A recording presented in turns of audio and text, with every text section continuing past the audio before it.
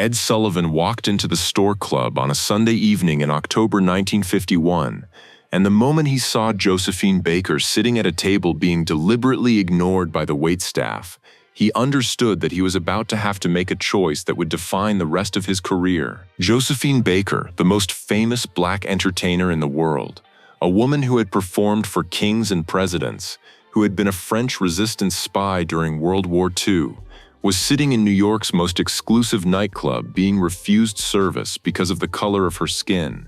And Ed Sullivan, who had a regular table at the Stork Club, who was friends with the owner, who brought CBS sponsors and celebrities there every week, had to decide whether he was going to stand up for Josephine or protect his relationship with an establishment that was openly practicing racial discrimination. Ed walked toward Josephine's table, and with every step he knew he was walking away from everything the Stork Club represented, everything that had made his career possible, everything that kept his show safe and profitable and acceptable to sponsors. Before we dive into this incredible story, hit that subscribe button, because what you're about to witness is the moment when Ed Sullivan chose to publicly confront racism at enormous personal cost, and the choice he made that night would create enemies he'd never be able to defeat. To understand why Ed Sullivan's decision at the Stork Club mattered so much, you need to understand who Josephine Baker was in 1951 and what she represented to both Black America and white America. Josephine Baker had left the United States in 1925 because America wouldn't let a black woman be a star. She'd gone to Paris and become the most famous performer in Europe. She'd danced at the Folies Bergère, had performed for royalty, had become wealthy and celebrated in ways that would have been impossible for a black woman in segregated America. During World War II, Josephine had risked her life working for the French resistance, smuggling intelligence about German troop movements hidden in her sheet music, using her fame to travel freely across occupied Europe while secretly working to defeat the Nazis. After the war, the French government had awarded her the Croix de Guerre and the Légion d'honneur for her service. She was a genuine war hero. But when Josephine returned to the United States in 1951 for a tour, she discovered that America hadn't changed. She was still a black woman in a segregated country, and no amount of fame or heroism or European honors could change that. Hotels refused her rooms, restaurants refused her service. And on October 16, 1951, the Stork Club, New York's most prestigious nightclub, made it clear that Josephine Baker wasn't welcome. The Stork Club was owned by Sherman Billingsley, a man with known mob connections and equally well-known racist policies. The club served white celebrities enthusiastically while systematically discriminating against black patrons, even famous ones. When Josephine and her party arrived that evening, they were seated at a table. The club couldn't completely refuse to seat the most famous black entertainer in the world. But the service stopped there. For over an hour, Josephine's party, which included a white French friend and 2 American supporters, was systematically ignored by every member of the waitstaff. No waiter approached their table to take drink orders or offer menus. No busboy came to fill their water glasses. No manager stopped by to welcome them. They sat there in the center of one of New York's most prestigious dining rooms, surrounded by white patrons who were being served attentively and courteously, while they were treated as if they were invisible, or worse than invisible. Visible but deliberately excluded, humiliated in a way designed to make them understand they weren't wanted without anyone having to say the words explicitly. It was calculated, systematic racism refined to a cruel art form. The Stork Club couldn't explicitly refuse to seat Josephine Baker. The publicity would have been devastating. She was too famous, too internationally celebrated. But they could make her experience so unpleasant, so humiliating, that she would leave voluntarily and never return. And that's exactly what they were trying to do. Ed Sullivan had been dining at his regular table on the other side of the dining room when Josephine arrived. He'd been having dinner with several CBS executives and potential sponsors, the kind of business dinner that happened at the Stork Club every week. The kind of relationship building that kept his show on the air and profitable. He'd seen Josephine being seated by the maitre d' with barely concealed hostility. He'd watched as the waitstaff began their coordinated strategy of pretending Josephine's table didn't exist, and Ed had faced an immediate, visceral decision that he wished he didn't have to make.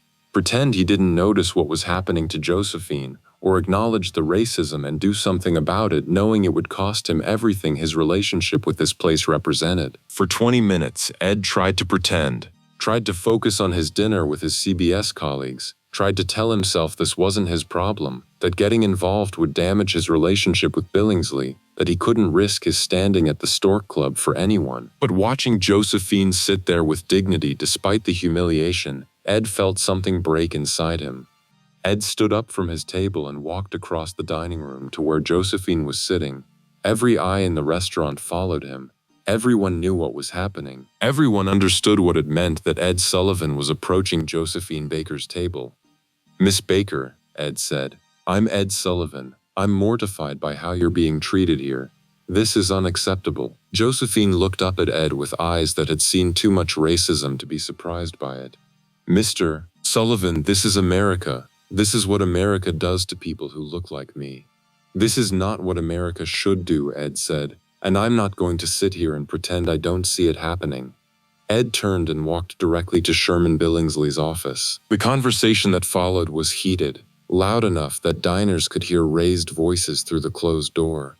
Ed demanded that Josephine be served immediately with the same respect given to any other patron. Billingsley refused, telling Ed that he ran his club the way he wanted, that Josephine was lucky to be allowed in at all, that if Ed had a problem with it, he could leave. Ed made his choice. He walked back to his table, told his CBS colleagues he was leaving, and walked out of the Stork Club. As he passed Josephine's table, he stopped.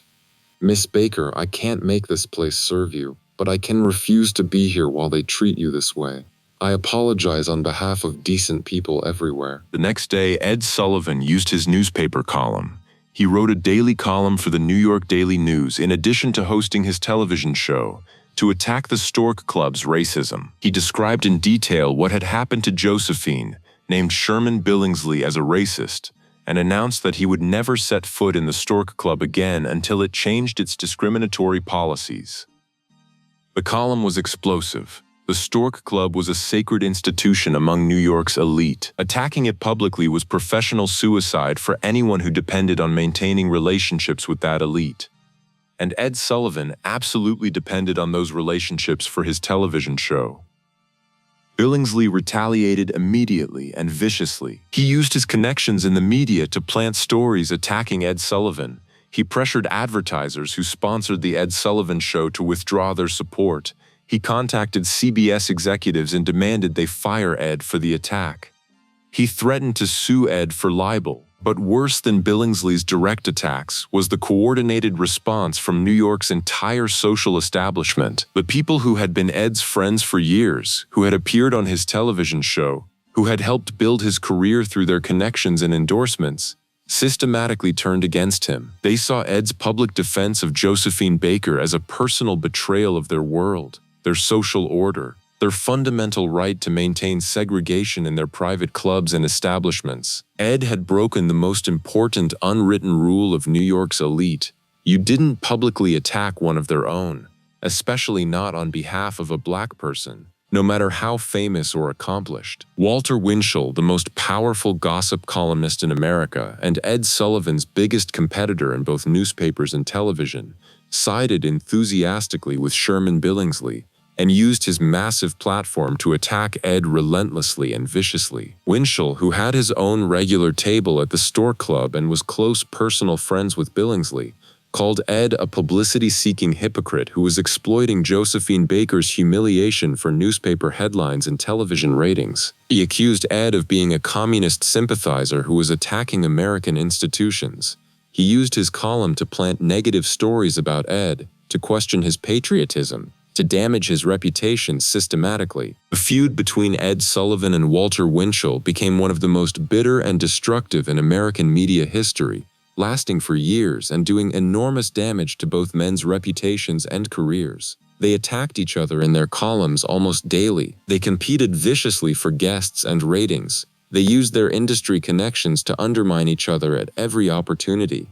The feud consumed both of them and turned what could have been a principled stand against racism into a personal vendetta that overshadowed the original issue. CBS executives called Ed into increasingly tense meetings as the pressure mounted.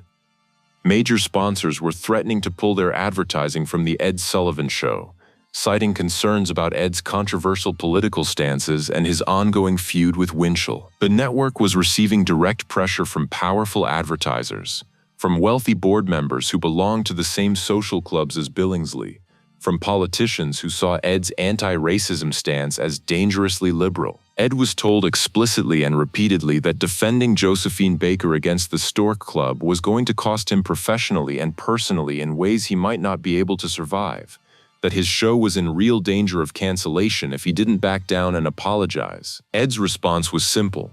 I watched a war hero be refused service because of her skin color. If defending her costs me my show, then my show wasn't worth having. The Ed Sullivan Show survived, but it was damaged. Some sponsors did pull out. Some celebrities refused to appear. Ed's relationship with New York's social elite never recovered. He'd broken an unwritten rule. You didn't publicly attack institutions like the Stork Club. You didn't side with black performers against white establishment venues. You didn't sacrifice your own interests for principles. But Ed had done exactly that, and Josephine Baker never forgot it. Years later, in 1963, Josephine performed at Ed's show during one of her rare American tours. Before she went on, she came to Ed's dressing room. Ed, I want to thank you for what you did at the Stork Club. You didn't have to stand up for me. It cost you friends and money and standing, but you did it anyway. That mattered to me more than you'll ever know. Ed, by then an old man who'd seen his world change in ways he hadn't always supported, said quietly, Miss Baker, I should have done more. I should have walked out the moment I saw what was happening. I should have brought you to my table. I should have made a bigger scene. What I did wasn't enough. What you did was more than anyone else did, Josephine said. The room was full of powerful people that night. Politicians, celebrities, people who called themselves liberals, and they all sat there and did nothing. You stood up, you walked out, you used your platform to tell the truth. That was enough. Ed Sullivan died in 1974. Josephine Baker died in 1975. But the story of what happened at the Stork Club in 1951 remained a testament to a simple truth. Sometimes doing the right thing costs you everything, and you do it anyway because the cost of not doing it is losing yourself. If this story moved you, hit that subscribe button. Ed Sullivan walked out of the Stork Club and used his newspaper column to attack their racism, knowing it would cost him friends and sponsors and social standing. Have you ever stood up for someone when it cost you something precious? Share your story in the comments below.